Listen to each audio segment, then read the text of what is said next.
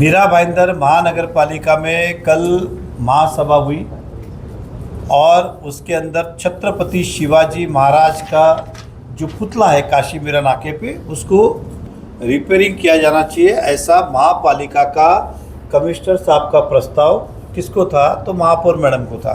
क्यों था? तो उसकी ऑडिट रिपोर्ट की गई है कि पुतले बहुत जगह से क्रैक आ गए इसके अंदर, इसलिए कभी भी ये घातक हो सकता है। ये आप घोड़े के पैर के नीचे का देखिए, ये घोड़े के गले के ऊपर की पीठ को क्रैक आया हुआ है और ऑडिट रिपोर्ट कराया उन्होंने, तो कहा कि इसको रिपेयर करना ज़रूरी है। और छत्रपति शिवाजी महाराज के पुतले के साथ आस्था और श्रद्धा जुड़ी हुई है।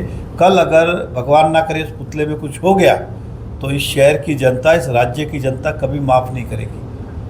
हम बिल्डिंग तो बार बार दुरुस्ती करने निकालते, बाकी चीज़ें को रिपेयरिंग, गाड़ी हो सब करते, और पुतले को आज 30 साल से ज़्यादा हुए, तो हम सब की सोचते कि इसको रिपेयर करें। और महानगर पालिका में मैं सभी पार्टियों का अभिनंदन करता हूँ जिन्होंने इससे चर्चा की और सबका मत हुआ, चाहे सेना हो, चाहे कांग्रेस हो, चाहे भाजपा हो, सब ने कहा कि नहीं, ये पुतले का रिपेयरिंग होना ज़रूरी है। और रिपेयरिंग करते समय ऐसे कंपनी से कराओ जिसका इसके अंदर मास्टरी है, जिसके अंदर ये अच्छा काम कर सकते हैं, इस प्रकार। लेकिन उसके बाद इसके अंदर राजनीति शुरुआत हुई, हम पुतला हटाने नहीं देंगे, हम यहाँ नहीं लेने जाएं। बाकी लोगों ने क्या समझ में आया, राज्य के मंत्री प्रताप सरनाईक जी ये भी लेटर लिखते कि आत्मघाती होगा, आमच्याशी गाठ आहे, हलवलं तर, अरे हिला कोण रहा आहे? तो ठराव मराठीमध्ये आहेत आणि आपण आता मराठीची सक्ती करत आहोत रिक्षा चालकांसाठी आणि शाळा, तर आपणही त्या मराठीचं ठराव परत एकदा वाचून घ्या। तो पुतला हलवण्याचा नाही तर दुरुस्ती करण्याचा निर्णय आहे। आपण लोकांना विषय डाइवर्ट करण्यासाठी आपने विषय डाइवर्ट करने के लिए इस विषय को आपने रखा। वो पुतले को रिपेयरिंग किया जा रहा है, कोई हिला नहीं रहा है, और रिपेयरिंग करना हमारा कर्तव्य है। नरेंद्र मेहता व्यक्तिगत हो, रवि व्यास हो, यहाँ जो बैठे हो, सभी का व्यक्तिगत कर्तव्य बनता है कि छत्रपति शिवाजी महाराज के पुतले के अंदर कुछ भी है तो उसे वो अंदर अपनी भूमिका ले और उसका निवारण करे।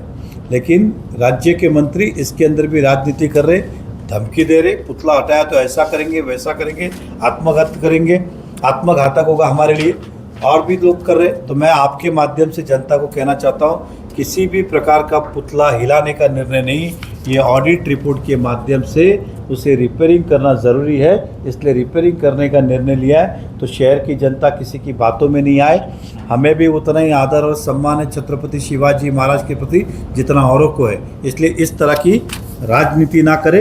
ये कल अगर पुतला कुछ गड़बड़ हुआ तो जनता हमें कभी माफ़ नहीं करेगी। साथ ही साथ छत्रपति शिवाजी महाराज के प्रति आदर सम्मान, भाजपा को जब सत्ता में आने का मौका मिला पहली बार, तो भारतीय जनता पार्टी ने दिल्ली दरबार होटल के पास इस महाराष्ट्र का सबसे बड़ा पुतला उभारने का सौभाग्य किसी को प्राप्त हुआ तो मीरा भाईंदर महानगर पालिका को हुआ है और भाजपा को हुआ है। इसलिए कम से कम हम पे तो इस प्रकार की आलोचनाएं ना करें। और ये पुतला जो इसको हम रिपेयरिंग, वो 30 साल से ज़्यादा उससे हो गए, उसके सामने कॉलम भी आ गए, ऊपर फ्लाईओवर भी। तो क्या आप और हम सब ये अपमान सहन करते रहेंगे क्या कि छत्रपति शिवाजी महाराज के ऊपर ट्रेन चल रही है और सामने कॉलम है, पुतला जो है वो नीचे ज़मीन में धंस गया रोड ऊपर होने के कारण उसका चबूतरा, तो ऐसे ही रहने देवे क्या? और अब जब पुतला निकाल तो उसका फिटनेस सर्टिफिकेट के अलावा फिटनेस सर्टिफिकेट जब तक नहीं मिलेगा तब तक हमें उभारने भी नहीं दिया जाएगा। इसलिए हम चाहते हैं कि हम रिपेयरिंग हो। ये वो लोग हैं जो नहीं चाहते कि कभी उभारा जाए, इसलिए रिपेयरिंग करने का विरोध कर रहे हैं। तो ये आज आपके माध्यम से जनता तक पहुंचाना था। और हमेशा इन्होंने इसी तरह की, जब अगर जीत नहीं पाए तो गुमराह करने का प्रयास किया। महानगर पालिका में आपके भी नगर सेवक थे, क्या आपने अपने नगर सेवक को पूछा नहीं क्या, या वो सक्षम नहीं है क्या? तो फिर मैं मानता हूँ सक्षम नहीं है तो महानगर पालिका में वो 3 लोगों को चुन के भेजना भी गलत हो गया, ये ऐसा हो गया। तो आप अपने नगर सेवक से बात करते, विषय क्या है। दूसरा, आप देखिए पिछली बार टैक्स के बिल को लेके कि टैक्स बढ़ने वाला, तो आपके माध्यम से इस शहर की जनता को मैं बताना चाहूँगा, ये एक बिल है संतोष मनसाराम पाटिल, एक बिल है 25-26 का, मतलब पिछले साल का, और 1 अप्रैल के बाद नया बिल आ गया। तो इसके अंदर पहले भी टैक्स था 5528, अभी भी 5528 वही टैक्स है। 2 बिल में सैंपल के लिए लाया हूँ। ये दूसरा बिल वत्सला एम पाटिल 244 रुपये, अभी भी 244 रुपये। 60% तो छोड़िए, 4 आना भी टैक्स नहीं बढ़ा किसी का, 1 पैसा किसी का टैक्स नहीं बढ़ा। इस तरह का गुमराह करने का प्रयास करे थे। ऐसे लोगों से सावधान रहे। मीरा भाईंदर में हमें इतना बड़ा बहुमत मिला है तो हम इस शहर का जनता का कल्याण हो, किसी के ऊपर अन्याय नहीं हो, इसी विचार से चलाते। लेकिन कुछ लोग अपनी कुछ नहीं समझ में आता है तो राजनीति कर दो, आप कुछ नहीं कर सकते तो फिर कहते हैं कि आप डिफरेंसेस पैदा कर दो, और इस प्रकार की राजनीति चल रही। इस तरह से वो हमेशा जनता को गुमराह करते। सरनाइक साहब बार बार आते हैं। नरेंद्र मेहता पे 28 केसेस है। ये मेरा एफिडेविट जो था मैंने किया था विधानसभा चुनाव में, आज भी कॉरपोरेशन में भी है, गवर्नमेंट के पास भी है, ऑनलाइन भी होगा, आप निकालिए। इसमें केवल 4 केसेस मुझ पे। अगर 28 केसेस है तो मैं आज रिज़ाइन करके राजनीति छोड़ने को तैयार हूँ। क्या सरनाइक साहब छोड़ने को तैयार है क्या? तो खाली आप, और एक केसेस कब से, 1997, 4 के अंदर 3 जो है पानी आंदोलन, मैदान बचाओ, डीपी प्लान, ये सब पानी आंदोलन के। और व्यक्ति जो राजनीति के अंदर विपक्ष में रहेगा वो आंदोलन करेगा तो स्वाभाविक ऐसे दाखिल होंगे। लेकिन आप क्या बताने का प्रयास कर रहे थे बार बार, कितना झूठ बोलते हो, कितना झूठ बोलते हो। इसलिए आप बोलने का आपको पूरा अधिकार है। हम फेलियर है वहाँ पे बोलिए ना, हम उसका जवाब देंगे। लेकिन आप बार बार व्यक्तिगत रूप से, जिसका हकीकत से कोई लेना देना नहीं है, तो क्या आपको इंग्लिश जानकारी नहीं है या पढ़ना नहीं आता है, ये क्वेश्चन मार्क है आपके ऊपर।